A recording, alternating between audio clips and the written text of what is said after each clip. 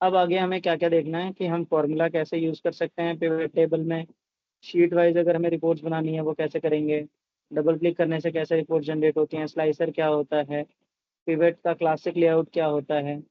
और फिर उसके बाद हम देखेंगे pivot chart, use of timeline, then pivot table dashboard हम लास्ट में सीखेंगे। ठीक है। तो अभी हमारे पास में सबसे पहले जो डेटा है, इसको थोड़ा सा हटा देता हूँ।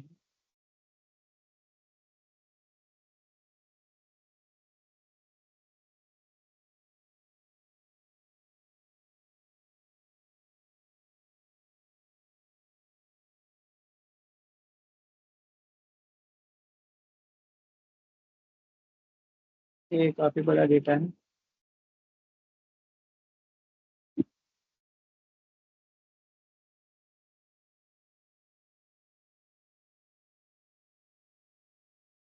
ठीक है, तो सबको एक साथ डिलीट कर देते हैं। चलो, इसको भी डिलीट कर देते हैं।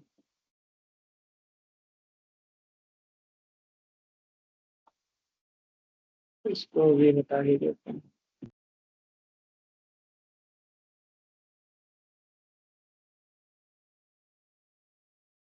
इसको रहने दो। ठीक है।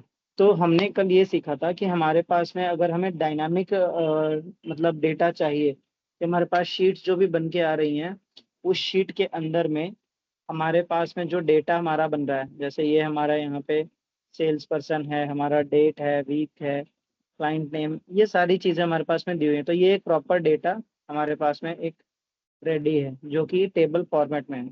टेबल फॉर्मेट में रहने से और सिंपल डेटा में क्या डिफरेंस आता है, क्या होता है डिफरेंस, बताओ आप। टेबल में और सिंपल डेटा में क्या डिफरेंस है।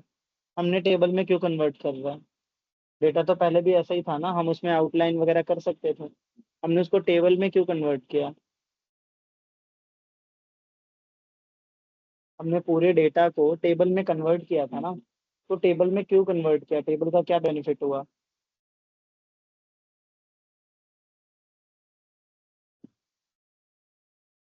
वो आप उसमें नीचे ऐड कर रहे थे तो उसमें इंक्लूड नहीं हो रहा था। हम्म। तो टेबल में नहीं था, इसी वजह से इंक्लूड नहीं हो रहा था। उसको डायनेमिक बनाने के लिए कि हम जो करेक्ट। भी डेटा ऐड करते रहें तो उसके हिसाब से पिवट टेबल में वैल्यू चेंज हो, इसलिए हम्म। सो होता अगर ये ये है, नहीं होगा तो वो पिवट टेबल में नहीं होगा। तो मैं बताता हूँ कि देखो टेबल में और एक नॉर्मल डेटा में डिफरेंस क्या है। जब आप नॉर्मल डेटा की बात करो तो उसमें एरर होता है, काफी सारा ब्लैंक स्पेस होता है, एरर होता है, फॉर्मेट अलग होता है, एक फॉर्मेट नहीं होता है। किसी में हो सकता है हेडिंग ना हो, किसी में हो सकता है हेडिंग सेम हो। तो नॉर्मल डेटा में सब चल जाता है। लेकिन जब आप एक टेबल को बनाते हो ना, तो उस टेबल के अंदर में उसके पास में हर एक डेटा प्रॉपरली डिफाइंड हो। आपका जो टेबल होता है वो रेडी फॉर एनालिसिस होता है। मतलब इस पे डायरेक्टली एनालिसिस आप कर सकते हो, ठीक है। लेकिन एक रॉ डेटा पे डायरेक्टली एनालिसिस नहीं कर सकते। बट कुंदन, जैसे हमारे पास जो डेटा है वही हम्म। होगा, अगर उसको टेबल में भी कन्वर्ट कर देंगे ये फील्ड जो भी होगा खाली रहेंगे। वो ऑटोमेटिकली उसको नेम दे देगा। फॉर एग्जांपल जहाँ पे भी नाम नहीं दिया होगा ना फर्स्ट रो में, तो उसको ऑटोमेटिकली नेमिंग कर देगा। नेमिंग जहाँ कैसे? नाम, मतलब उसको नाम दे देगा कुछ भी, अपने हिसाब से वो नाम दे देगा। और अगर मान लो जैसे यहाँ है ना टेबल है ये, मैंने यहाँ इसको किया यहाँ पे एक, ये ऑटोमेटिक यहाँ पे कॉलम 1 लिखा आ गया ना, नेम आ गया। अगर ये टेबल नहीं होता तो ऐसा नाम लिखा हुआ नहीं आता, ये ब्लैंक के एक स्पेस ऐसे ऐड कर देता। तो ये टेबल क्रिएट करने के काफ़ी सारे फायदे हैं। पहला तो ये एक है कि टेबल जब आप बना देते हो तो नीचे जब भी आप डेटा इनपुट कुछ भी करोगे ना, तो ऑटोमेटिकली जो फॉर्मेटिंग ऊपर चल रही है उसी फॉर्मेटिंग को वो नीचे एक्सेप्ट कर लेता है। दूसरा, जब आपका टेबल फॉर्मेट में जब डेटा होता है तो उस टाइम पे आपका डेटा डायरेक्टली एनालिसिस के लिए एप्लीकेबल होता है। आप उस पर डायरेक्टली एनालिटिक्स कर सकते हो, पिवट्स रन कर सकते हो, उसके बाद में आप डायरेक्टली डेटा के ऊपर में काम कर सकते हो ना। थर्ड चीज क्या होती है कि अगर आपका डेटा जो है टेबल के अंदर में क्रिएटेड है, तो क्रिएटेड डेटा का जब भी आप पिवट चार्ट्स बनाते हो तो डायनामिक चार्ट आपके बनते हैं। आप डेटा चेंज करोगे वहाँ डेटा चेंज हो जाएगा। तो इसके टेबल बनाने के फायदे भी हैं, नुकसान भी है। कभी कभी क्या होता है कि टेबल के अंदर लिमिटेशन ये है कि वो कुछ ना कुछ नाम दे देगा। दूसरा चीज, उसमें कोई ब्लैंक नहीं होगा। अब हमेशा हमें मतलब जिस डेटा पे हम काम करते हैं ना, वो डेटा कभी भी परफेक्ट नहीं होता, कुछ ना कुछ मिसिंग वैल्यू होती है, कहीं ना कहीं एरर वैल्यू होता है। तो हम जिस पे काम करते हैं उसको नहीं बना देते हैं टेबल। टेबल हम उसी डेटा को बनाते हैं जिसके ऊपर में हम लोग एनालिसिस करें। रॉ डेटा को अगर आप टेबल बना दोगे ना तो हर वैल्यू उसको दे नहीं पाओगे। नाउ अब हमारे पास में जैसे ये एक डेटा गिवन है, मैं इस डेटा को टेबल पहले ही बना चुका हूँ, अब मुझे एक चाहिए। आ, फिर से हम कुछ नया पिवट बनाते हैं। इंसर्ट पे गया, पिवट टेबल पे गया, हमने एक अभी नया इसमें टेबल ग्रेड आउट क्यों आ रहा था? बिकॉज हमने ऑलरेडी लगाया हुआ है। ऑलरेडी टेबल बनाया हुआ है इसीलिए। चलिए अब हम देखते हैं, हमने डेट वाइज जो है हम लोग सेल्स निकालते हैं यहाँ पे। ठीक है, एंड यहाँ पे मैंने ये सेल्स वैल्यू निकाल दिया। ठीक है, अब मैं यहाँ जाऊँगा। हमने क्योंकि ग्रुप अनग्रुप दोनों पढ़ा हुआ है यहाँ पे अच्छे से, है ना। तो ग्रुप अनग्रुप में मैं गया, मैंने अभी यहाँ जाके क्लिक किया, राइट क्लिक किया, मैं जाऊँगा ग्रुप के ऊपर। यहाँ हमारे पास में ऑप्शन आता है ये इतने सारे, तो मैं इनको चूज करके सिर्फ मैं मंथ्स को चूज करूंगा और ओके कर दूंगा। अब मेरा जो पूरा डेटा है ना वो मंथ्स में डिवाइड हो चुका है, सिर्फ मंथ्स में है। ठीक है, अब सिमिलरली मैं वापस से ग्रुप में जाऊंगा, मंथ्स को हटा के क्वार्टर्स में डेटा मेरे को चाहिए। अब मेरा पूरा डेटा क्वार्टर में डिवाइड हो चुका है। लेकिन इन सभी के अंदर में एक चीज प्रॉब्लम है कि भाई इसमें ना ईयर नहीं लिखा हुआ, मेरे को ईयर चाहिए। मैंने ओके किया, अब ये ईयर वाइज आपको क्वार्टर में डिवाइड करके डेटा देगा। थोड़ा सा मीनिंगफुल अब और अच्छा लग रहा है डेटा हमारा। अच्छा, मुझे लेकिन मंथ भी चाहिए कि मंथ भी आप मेरे को बताओ कि किस मंथ में कितना हुआ है, तो मुझे ये मंथ भी बता रहा है। लेकिन ये थोड़ा सा अजीब दिख रहा है, यहाँ से ये डाउन में फिर डाउन में इस तरीके से। मैं चाहता हूँ जैसे हमारा प्रॉपर डेटा दिखता है ना 2020 क्वार्टर 1 Jan 1 ऐसे। तो मैं क्या करूँगा, जब भी इस टाइप का डेटा होगा तो मैं इसमें ये कर सकता हूँ कि मैं जाके यहाँ पे पिवट टेबल ऑप्शंस में जाऊँगा। यहाँ जाने के बाद में मैं यहाँ पे डेटा पे जाऊँगा, सॉरी डिस्प्ले पे जाऊँगा। डिस्प्ले में हमारे पास एक ऑप्शन आता है क्लासिक पिवट टेबल लेआउट। ठीक है, ये वाला इसको टिक कर दूंगा, क्लासिक पिवट टेबल, और ओके कर दूंगा। अब हमारा जो डेटा एक ही रो में कॉलम में था, अब वही डेटा हमारा अलग अलग जो है कॉलम्स में सेपरेट हो चुका है ना। ये देखो अभी क्यूट क्वार्टर 1 का डेटा आ गया, जैन फेब मार्च का आ गया। अब ये डेटा हमारा बड़ा प्रेजेंटेबल वे में हमारा दिख रहा है और ये रीडे टू मतलब ये रीडेबल है। ठीक है, बहुत इजीली। चलो ठीक है, सिमिलरली हमने एक और टॉपिक हमने आज पढ़ लिया जो कि हमारा क्या है कि क्लासिक टेबल लेआउट क्या होता है। ठीक है, अब हम ये देखेंगे कि एक फॉर्मूला को कैसे यूज किया जाता है जब आपका ऑलरेडी एक पिवट जनरेटेड हो। ठीक है, तो ये देख लेते हैं यहाँ पे, हम इसको नाम दे देते हैं वरना बाद में भूल जाओगे। इसको नाम दे देते हैं classic pivot, classic pivot layout. ठीक है, अब हम दोबारा से डेटा लेते हैं, ये तो पहले से सिलेक्टेड है, बस मेरे को जाना है पिवट टेबल पे, एक न्यू डेटा पे जाऊंगा और यहाँ पे ले लेते हैं sales person, cost, then sales. हमने ये डेटा यहाँ से ले लिया। चलो, अब हमें क्या चाहिए, अब मैं चाहता हूँ कि मेरे को ना यहाँ पे प्रॉफिट मिल जाए। तो प्रॉफिट मैंने लिखा है यहाँ पे। अब प्रॉफिट लिखने के बाद में मेरे को ये प्रॉफिट दिखाओ कि कितना प्रॉफिट हुआ है। तो नॉर्मली हम यही करेंगे कि भाई सेल्स माइनस कॉस्ट प्राइस जो है वो हमारा प्रॉफिट होता है। तो मैंने ये किया, माइनस कॉस्ट प्राइस, तुम्हारा आ गया आंसर। कितना प्रॉफिट होगा, इसको ड्रैग कर देंगे। आंसर ही नहीं आ रहा, लेकिन ये सब में ही सेम आ रहा है। क्यों आ रहा है ये गलत? अभी तक आपने फ्रीज अनफ्रीज वाला सीखा था? सीखा ना, ठीक।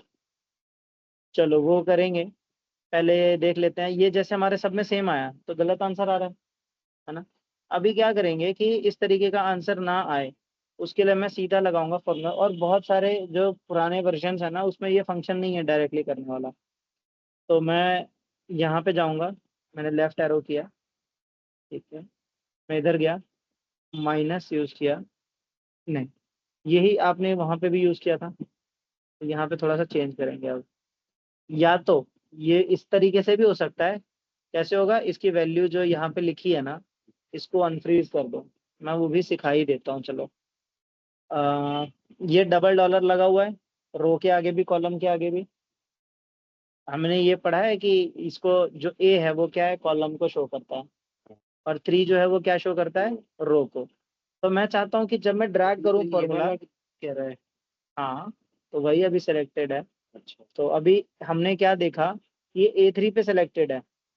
मैं चाहता हूँ कि जब हम उसको ड्रैग करें ना नीचे की तरफ, तो वो क्या हो, A3 भी हो, A4 भी हो, क्योंकि वैल्यू नीचे नीचे चेंज होगी ना। तो A3 क्यों, ये वाला होगा ना, this minus this, so C4 minus B4, नहीं? हाँ हाँ, ले, इसको वही तो देखो, शुरू से दिखाता हूँ आपको। ये हमने डेटा लिया, हमने C कर दिया यहाँ पे, लेकिन वो A ले रहा है ना, गलत ले रहा है। अब यहाँ पे अगर मान लो मैं इसी फॉर्मूले को लेकर चलना चाहूंगा, तो मैं यहाँ पे क्या करूंगा, C4।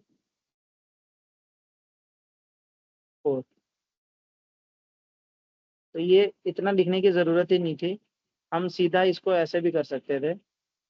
अगर वो उस तरीके से भी करेंगे तो भी आंसर आएगा। पहले मैं सिंपल तरीका बताता हूँ। सिंपल तरीका ये है कि यहाँ पे मैं इनपुट में ले लेता हूँ C, और लेता हूँ 4 माइनस, फिर मैं लूंगा B4।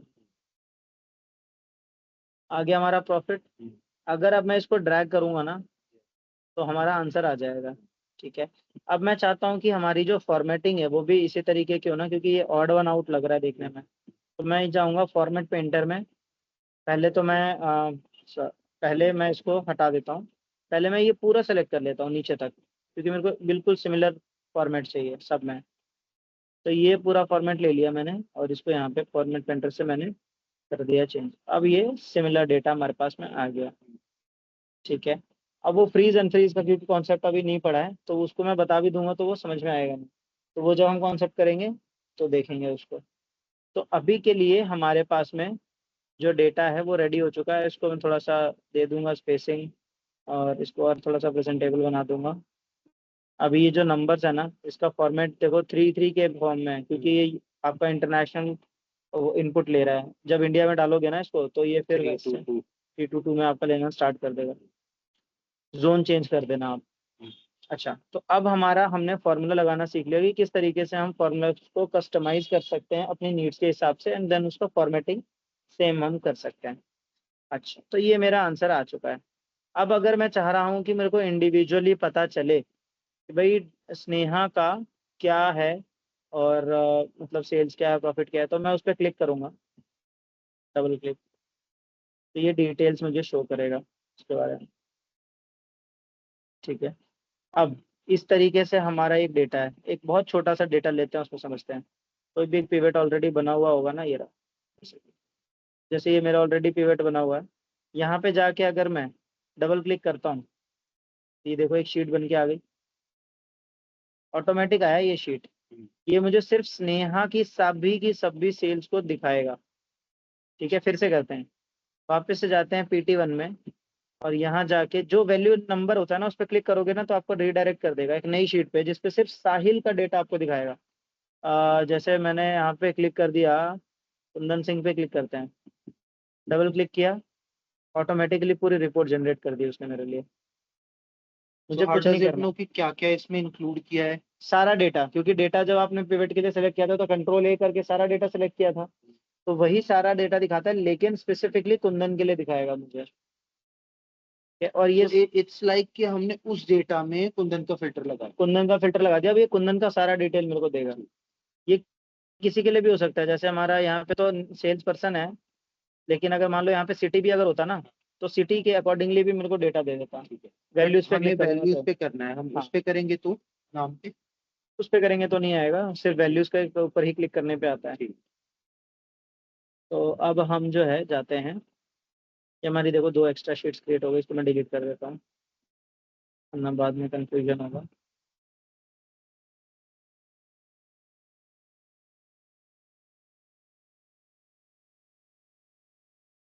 ठीक है।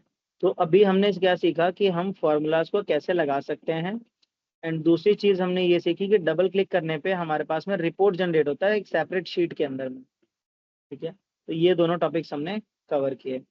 अब आगे हम चलते हैं कि अभी pivot chart, slicer, timeline and dashboard, ये चारों की चारों चीजें ना एक साथ यूज होंगी। ठीक है, लेकिन उससे पहले, वहां जाने से पहले एक चीज हम और सीखेंगे जो कि है शीट वाइज रिपोर्ट कैसे जनरेट करनी है with in a second, click of seconds में। मेरे पास में कोई भी एक पिवट उठा लेते हैं, चलो जैसे एक पिवट बना ही लेते हैं अपने लिए एक अच्छा सा। हम गए इंसर्ट में, हमने बनाया पिवट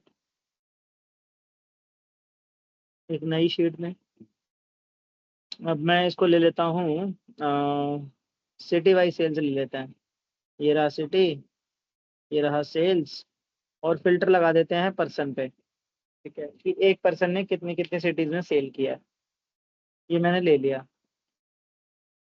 अब मैं यहाँ से मैंने फिल्टर लगाया हुआ है, तो पहले मैं ये सिलेक्ट कर लेता हूँ कि भाई मेरी मर्जी में किसी को भी सिलेक्ट कर लूँ। अब मैंने बोला कि मेरे को आप कुंदन सिंह का डेटा दिखाओ। इन्होंने मेरे को कुंदन सिंह का जो है डेटा यहाँ पे दिखा दिया कि हाँ भाई ये दिल्ली में ये इतना सेल किया, हैदराबाद में इतना सेल किया। मैंने कहा ठीक। सिमिलरली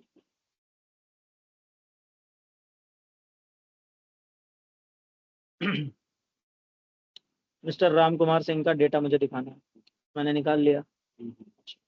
लेकिन अब मेरा बॉस मुझे ये कह रहा है कि भाई ये सब मेरे को, तो आप जो डेटा दिखा रहे हो वो ठीक है, लेकिन मैं ये चाहता हूँ ना कि आप मेरे को यही रिपोर्ट दो, हर नाम जो बंदे हैं, जैसे हेमंत का अलग नाम हो और कुंदन का अलग हो, जॉन का अलग हो, सबके नाम के हिसाब से मुझे शीट बना के अलग अलग शीट में मेरे को सारा डेटा चाहिए। तो इस तरीके का काम आपको करने के लिए उसने बोल दिया। तो अब आप कैसे करोगे? नॉर्मली तो कोई ऐसे ही करेगा ना, करके यहाँ से फिल्टर हम लगाएंगे। फिर उसको कॉपी करके फिर मैंने डॉक्टर स्नेहा को चूज किया, फिर मैंने इसको कॉपी किया, एक शीट क्रिएट की, उसमें पेस्ट करूंगा। फिर दूसरे को बनाऊंगा, उसको शीट क्रिएट करूंगा, फिर पेस्ट करूंगा। तो इसमें बड़ा लंबा टाइम जाएगा। कितना टाइम लगेगा, आप क्या लग रहा है? देखो कितने नाम है, अभी तो ये कम है, लगभग मान के चलो 15-17 नाम होगा। कितना टाइम लग जाएगा इसमें? मिनिमम कम से कम, बहुत भी फास्ट किया तो 15 मिनट तो कम से कम लग ही जाएगा। और यही नाम अगर बहुत सारे हो तो बहुत एरर के भी चांसेस हैं। अब इसी काम को जब हमारे पास में ऑलरेडी फिल्टर लगा हुआ हो डेटा पे, तो हमारे पास में एक ऑप्शन आता है। जब हम क्लिक करते हैं इसके ऊपर में अपने पिवट टेबल पे, ऊपर जब जाओगे तो देखो एक ऑप्शन आपका खुल चुका है एनालाइज का। पुराने वाले में काम करोगे तो वहां सिर्फ एनालाइज लिखा होगा, यहाँ पे पिवट टेबल एनालाइज लिखा है, कंफ्यूज नहीं होना। तो ये एनालाइज पे आपको जाना है। यहाँ पे आपको ऑप्शन मिलता है, ऑप्शंस पे क्लिक करना है, शो रिपोर्ट फिल्टर पेजेस, इस पे क्लिक किया मैंने। ऑटोमेटिकली इसने फेच कर लिया कि फिल्टर किस पे लगा है, सेल्स पर्सन पे। सेल्स पर्सन पे हमारा फिल्टर लगा हुआ है। मैंने कहा ओके, आप रिपोर्ट जनरेट कर दो। सिर्फ क्लिक ही करना है मेरे को, एक छोटा सा, हो गया। जैसे ही क्लिक किया वैसे ही सबके नाम का शीट बन के रेडी हो चुका है मेरे पास। ये देखो, हेमंत, मिस्टर जॉन, कुंदन, राम, हेमंत। तो इस तरीके से मेरे पास में पूरा का पूरा जो है हर किसी के नाम की एक शीट जनरेट होके बढ़िया तरीके से आ चुकी है। ठीक है,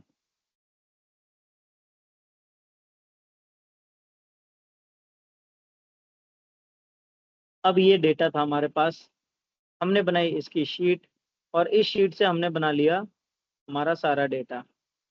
तो जब भी आप जो है, ऐसा कभी सिचुएशन आता है कि भाई इस नाम की ना मेरे को अलग अलग शीट्स आप बना के दे दो, उसके ऊपर सिंपल एक फिल्टर लगाना है, और वो फिल्टर आपका अलग अलग शीट्स बना के आपको प्रोवाइड कर देगा। आपको कुछ भी एक्स्ट्रा मेहनत उसमें करनी नहीं पड़ेगी। तो ये हमारा डेटा तैयार हो गया। अब इसके बाद में हम तो जिनकी मतलब जिस भी पैरामीटर की आपकी सेपरेट शीट्स चाहिए, हाँ उसको फिल्टर में डाल दो और आप अपना रिपोर्ट जनरेट करा लो। तो यहाँ पे हमने ये सीख लिया है। अब हमारे पास में ये चार बड़े ही, स्लाइसर था ये। हाँ, नहीं नहीं, स्लाइसर नहीं था ये था हमारा शीट वाइज रिपोर्ट अच्छा, फॉर डिफरेंट फील्ड्स। इसको ये बहुत ही कम लोगों को आता होगा। जिसको ऑफिस में अच्छी एक्सेल की नॉलेज होगी ना, उसको भी शायद ही आता होगा। ठीक है। अब हम लोग देखते हैं डैशबोर्ड कैसे बनाया जाता है। एक बेसिक डैशबोर्ड अब हम चेक करेंगे।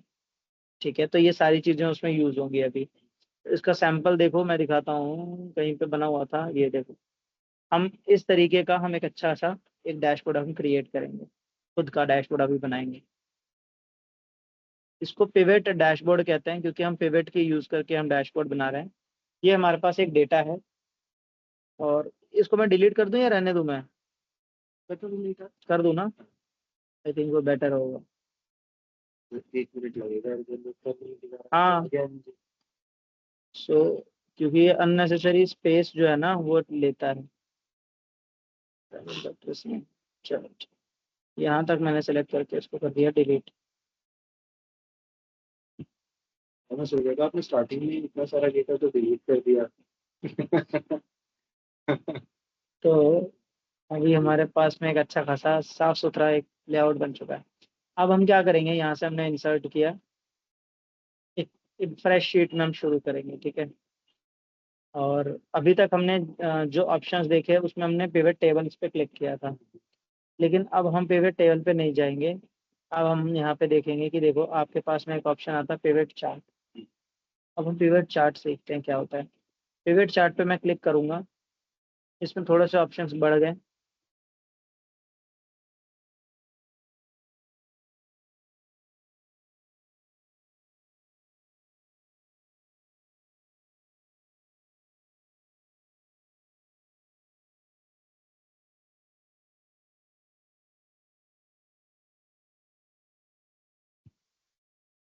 अब आपको इसमें क्या दिखाई दे रहा है कि हमारे पास में इस बार देखो पिवट टेबल बना हुआ तो आया ही है, लेकिन उसके साथ में एक चार्ट भी बन के आ गया।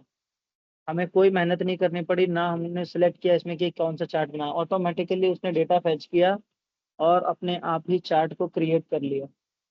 ये हमारे लिए सबसे बेस्ट ऑप्शन होता है, क्योंकि इस केस में हमारे पास में डेटा भी आ गया और हमारे पास विजुअलाइजेशन भी आ चुका है।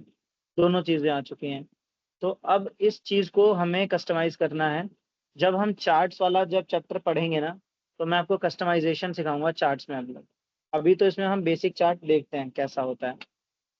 तो इस तरीके से हमारा एक चार्ट जनरेट हो गया। अच्छा, दूसरा चेंज क्या आया कि जब हम वो पहला पिवट टेबल बना रहे थे, उसमें ऊपर के 2 रोज खाली आते थे हमेशा।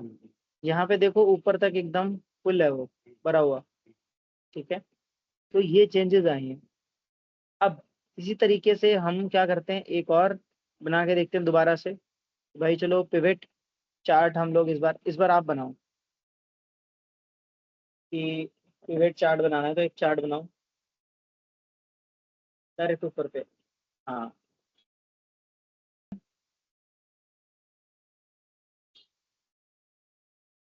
ठीक है, अब मेरे को सिटी वाइज सेल्स और कॉस्ट बताओ।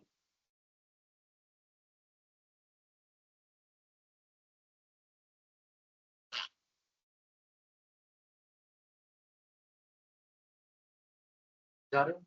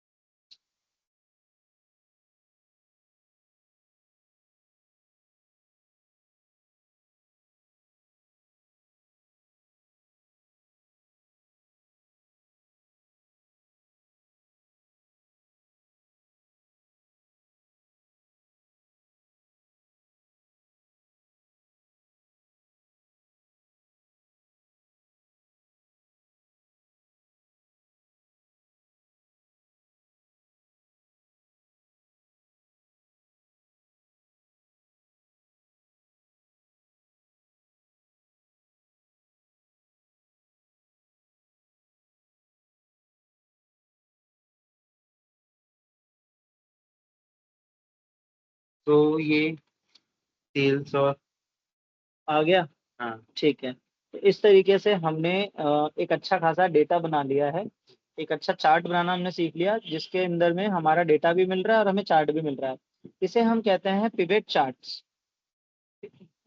तो हमने पिवट चार्ट्स का एक अच्छा खासा यूजेस सीख लिया है। अच्छा, तो अब हमें पिवट चार्ट बनाना आ गया अच्छे तरीके से। अब आगे चलते हैं, कोई ऐसा ही हम शीट पकड़ लेते हैं, एक इधर ले लेते हैं, ये डेटा हमने वापस लिया। अब हम सीखते हैं कि पिवट डैशबोर्ड्स कैसे बनाया जाता है। तो मैं यहाँ गया इंसर्ट में, मैंने पकड़ा वापस से पिवट चार्ट, क्लिक किया, नया शीट लिया। अब मैं क्या करूँगा कि ये देखो, ये जो डेटा है ना, ये यहाँ पे बनने क्या आएगा, मैं चाह रहा हूँ ये सेल्स पर्सन आ जाए और यहाँ पे कॉस्टिंग आए और सेल्स प्राइस आ जाए। ठीक है, ये आ गया। इसको बंद करेंगे, इस पूरे डेटा को यहाँ से उठा के ये थोड़ा सा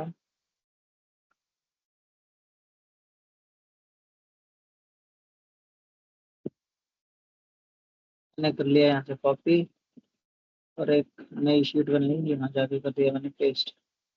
ठीक है, तो ये एकदम पेस्ट हो गया, जैसे उठाया वैसे पेस्ट हो गया। अब मैं अच्छे से पेस्ट करूंगा। देखो, सबसे पहले मेरे को डैशबोर्ड बनाना है, मुझे इतना पता है। तो मेरी जो यहाँ पे वो होनी चाहिए, जूमिंग वो होनी चाहिए 150 के आसपास। ठीक है, 150 के आसपास मैंने रख दिया। अब मैं यहाँ पे करूँगा, थोड़ा सा इसको सजाऊंगा यहाँ से यहाँ पर।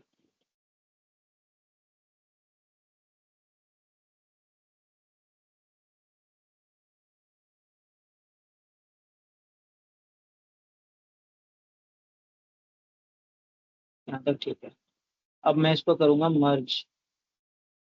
ठीक है, एंड यहाँ पे इसको थोड़ा सा आउटलाइन दे दूंगा, बॉर्डर। एंड यहाँ पे मैं लिख दूंगा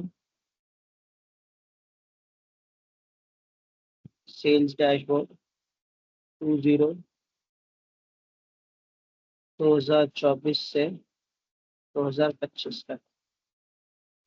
इसको थोड़ा सा सेंटर में ले आएंगे, फॉन्ट को बड़ा कर देंगे, दशो बोर्ड को हटा के डैशबोर्ड लिखना है।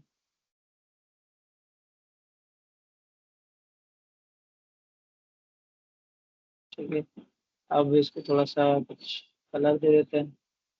अब ये थोड़ा सा बेटर लग रहा है, थोड़ा सा बोल्ड कर दिए। Now it is looking good. अब मैं इसको पहले एक फ्रेम बना देता हूँ, तो इसको दे देता हूँ आउटलाइन। यहाँ से करता हूँ एक कॉलम प्लस, थोड़ा सा अच्छा लग रहा है अभी। अब हम क्या करेंगे, हमारे पास में आ ही गया था, अब कॉपी करके पेस्ट ही करना था हमको। तो यहाँ मैं यहाँ पेस्ट कर देता हूँ। कहाँ गया, यहाँ से उठाया,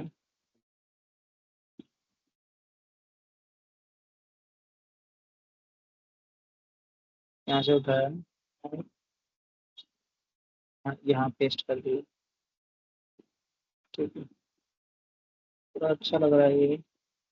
इसको कुछ नाम दे देते हैं, चेंज कर देते हैं, रो लेबल्स लिखा हुआ है, इसको नाम दे देते हैं सेल्स पर्सन। ठीक है, और इसको ये कुछ सम ऑफ की जगह पे simple cost price.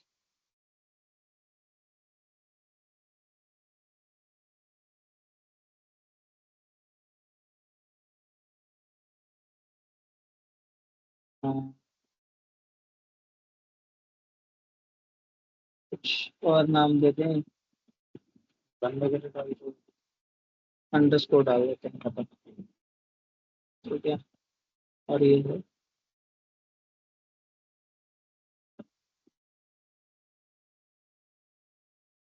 Simple sales ही डाल देते हैं ना, सेल्स एंड कॉस्ट, सबसे सिंपल रहेगा। ठीक है, सेल्स और कॉस्ट की हमें वैल्यू मिल चुकी है, और दोनों को हम क्या कर लेंगे यार, यहाँ से इसको थोड़ा सा ये कर लेंगे, थोड़ा सा अलाइनमेंट ठीक कर लेंगे, और सेंटर कर देंगे, ऐसा अच्छा लगेगा। इसको भी सेंटरिंग कर देते हैं थोड़ा सा, वो भी ठीक लगेगा।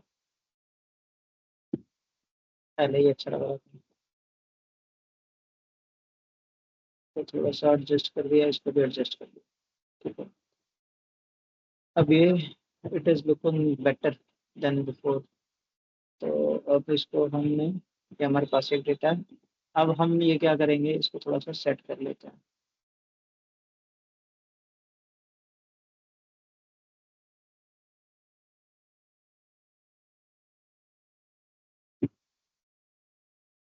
चलिए कि इसको करते हैं यहाँ तक। ठीक है, और इसको भी यहाँ से उठा के यहाँ ले आते हैं। ये भी थोड़ा सा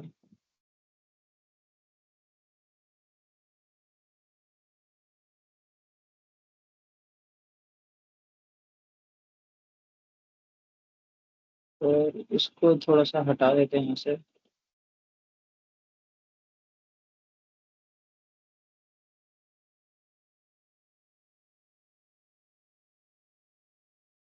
यहाँ से इसको हटा दिया, यहाँ से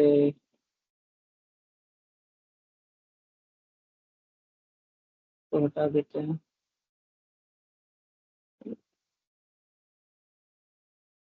चलो ये हम इसको हम क्या करेंगे,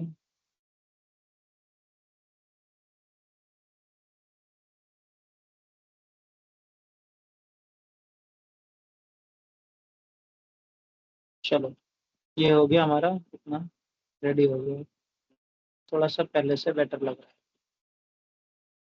चार्ट पे जाके डिज़ाइन में जाएंगे, थोड़ा सा इसका कलर वलर चेंज कर देते हैं, जो भी चार्ट अच्छा लगे उसको चुन लेंगे हम। थोड़ा सा ये बेटर लग रहा है।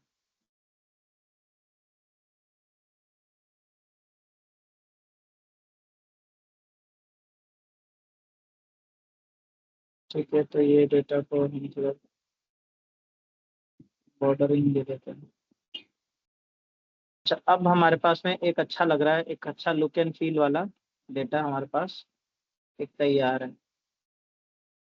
ठीक है, ऐसा जूम इन हम इसको 150 रख रहे थे ना, ठीक था।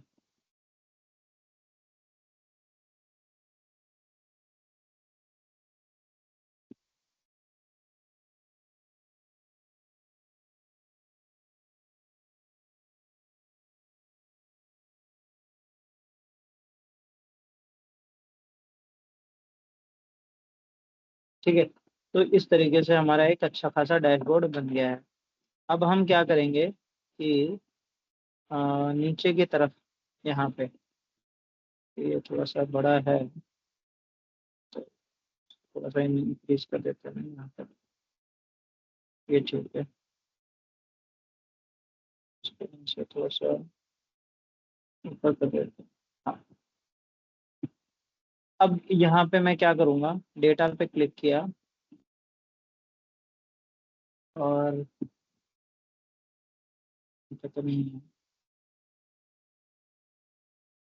यहाँ पे देखो पिवट एनालाइज है, यहाँ पे मैं लूँगा, हमारे पास में इंसर्ट टाइमलाइन, इस पे क्लिक करूँगा, क्लिक करके क्लिक करेंगे, मेरे पास एक टाइमलाइन बन के आ गया। टाइमलाइन को व्हाट? बताऊंगा आगे, अभी हम देखते हैं इसको।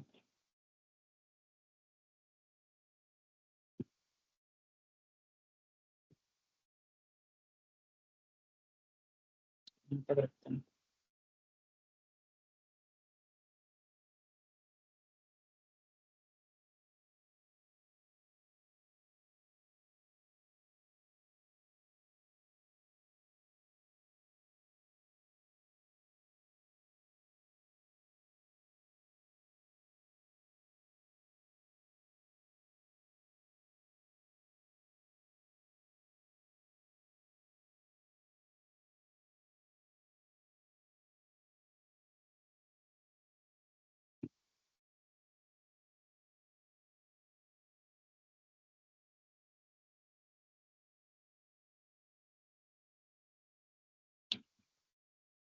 चलो,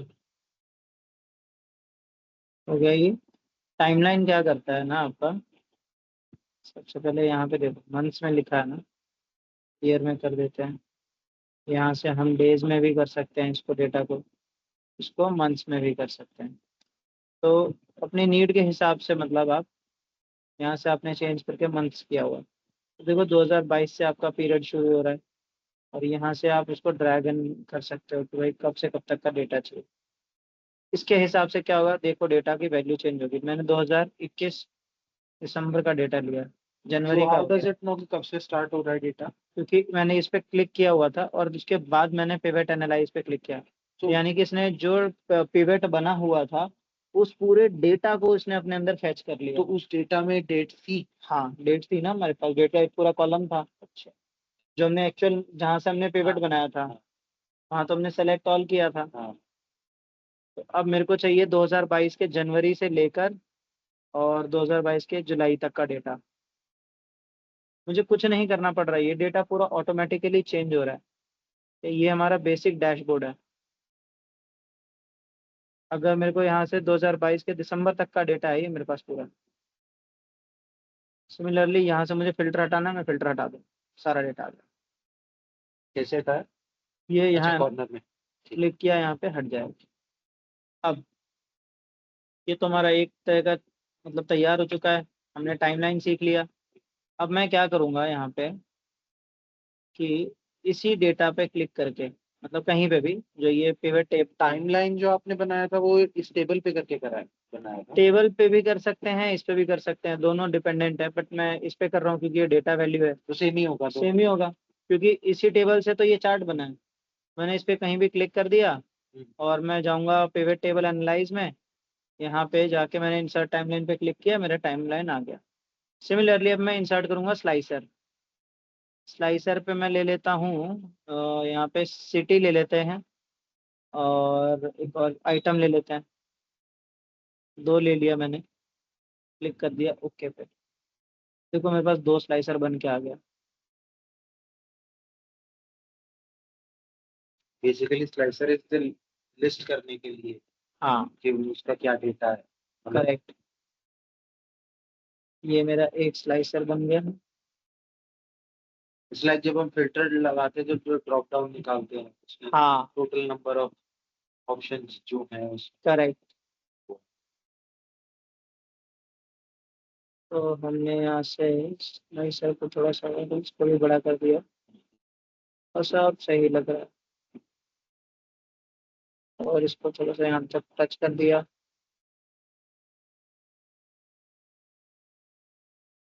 जब सिटी जिस पे भी क्लिक करेंगे उसका डेटा आ जाएगा। करेक्ट। अभी ये देखो मैंने किया भाई, मेरे को आईफोन का सेल्स का वैल्यू चाहिए। आईफोन का पूरा सेल्स का डेटा मेरे पास आ गया, और चार्ट भी। सिर्फ इतना ही नहीं, चार्ट भी आ गया। अब मैं यहाँ पे मल्टी सेलेक्ट कर देता हूँ ऑन। मल्टी सेलेक्ट ऑन करने के बाद मेरे को मोटोरोला और आईफोन दोनों का चाहिए, ओप्पो का भी चाहिए। सारा का सारा डेटा फिल्टर हटा दो, यहाँ से सब सेलेक्ट हो गया। अब मुझे सिर्फ दिल्ली का डेटा देखना है, ये सिर्फ दिल्ली का डेटा है। चार्ट भी जैसे जैसे हम काम कर रहे हैं वैसे वैसे चार्ट भी वैल्यू चेंज होती जा रही है।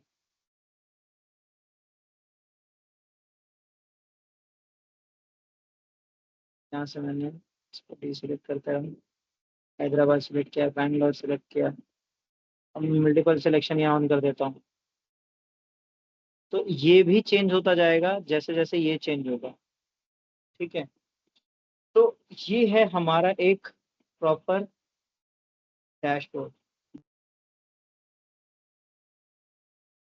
जिसमें कि हमारे पास में टाइमलाइन का भी ऑप्शन आ रहा है।